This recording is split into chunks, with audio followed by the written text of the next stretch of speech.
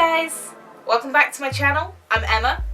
Today we're going to talk about deloading. Now 2 weeks ago, my last video that came out was about CNS fatigue. Go check it out if you want to recap or if you haven't seen it yet, because it'll help introduce you to this video a little bit better. So firstly, I'm going to cover what is a deload. A deload is a pre-planned, that being the keyword pre-planned, period of reduced intensity or volume within your training, and it's normally a week long. So now we've gone over what deloading is in brief, I'm going to explain how you know when you need to deload. A lot of programs like to plan it in every 4th week, every 5th week, every 6th week. The Westside Barbell program tends to do it every 4th week, which I find for me is way too soon. My body can take a lot more volume and a lot more intensity. It's generally when you notice your performance is kind of getting to that peak, but you know if you do a bit more it's going to drop off. It's about knowing yourself, knowing your body, knowing when your performance is going to drop, when it's going to peak. Maybe when your CNS starts to feel really fried, you know you've gone too far in your training, so you know, okay, I need to stop a week earlier. I personally know that my bench takes about 4.5-5 weeks to overload it.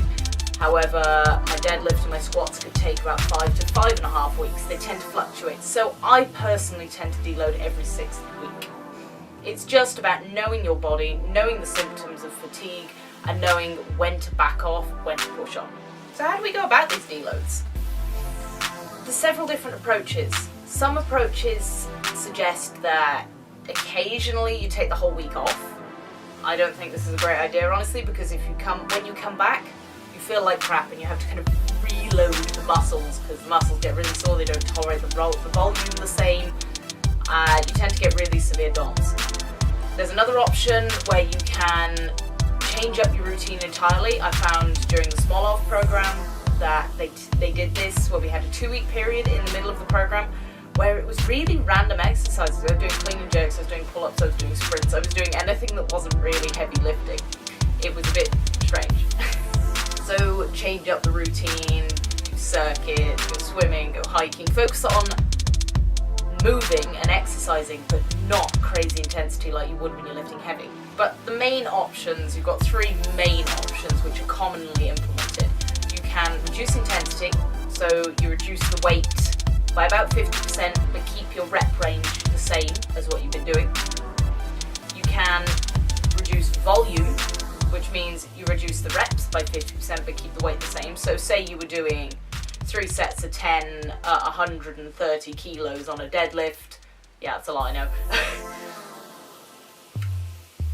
In standard training, then you'd reduce the reps to 5 and keep the weight at 130, or you'd keep the reps at 10 and reduce the weight to 65 kilos. The other option is you can reduce intensity and volume, so you back off the weight and you back off the reps. Personally, I like this one the most. This is what I tend to do. I usually back well off the weight.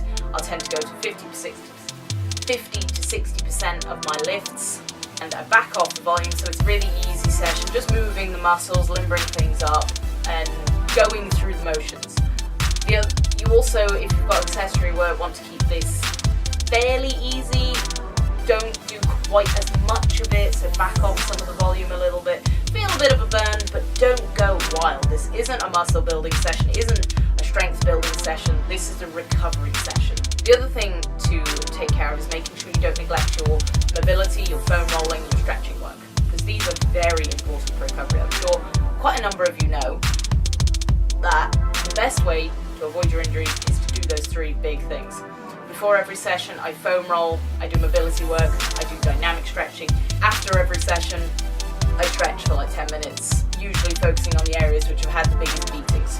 And when you're deloading, depending on where your goals are, you either want to be in a calorie surplus to allow for excellent recovery, to let the body really make the most of all the tools you're throwing at it, or if you're in a diet, which isn't the ideal situation, as I've learned, your calories should be at minimum of maintenance to allow the body to recover just a little bit. Because again, a deload week is a recovery week. So who shouldn't be deloading? People in their first year of lifting, your body hasn't accumulated that level of fatigue yet, so you can kind of just batter it out for the first year and get away with it. People who don't work hard enough in the first place. So if you're not overloading constantly, if you're not pushing constantly, if you're kind of half-arsing it, and you'll know if you're half-arsing it, everyone knows deep down when they're not living up to their potential. If you're not going max out all the time, if you're not pushing constantly, balls to the wall, training hard every session, then it's probably not for you, because you won't accumulate that much fatigue. The body kind of recovers quite easily from steadier sessions. People who are looking to just maintain strength, because when you're only aiming to maintain strength, you don't have to push as hard. So yeah, you might need to deload every now and again, but nowhere near the frequency of someone who's aiming to push their max weights constantly. And finally, people who are aiming for fat loss, which is where I fell short. Your training should be adjusted to suit your goals. So if you've got an 8-week cut and you know you can't afford to deload because your biggest fear is muscle loss, which usually isn't a cut, then your training needs to be gauged so you're able to train hard enough without accumulating too much fatigue. And finally, why even bother? Why do we bother with deloads? Because it allows correct recovery.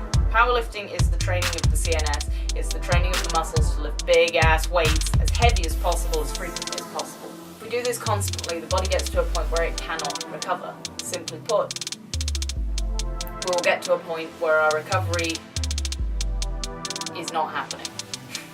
It massively reduces injury risk. It allows the joints and the tendons and the ligaments to kind of take a break, to recover, to just replenish their resources. It allows the muscles to refill with glycogen.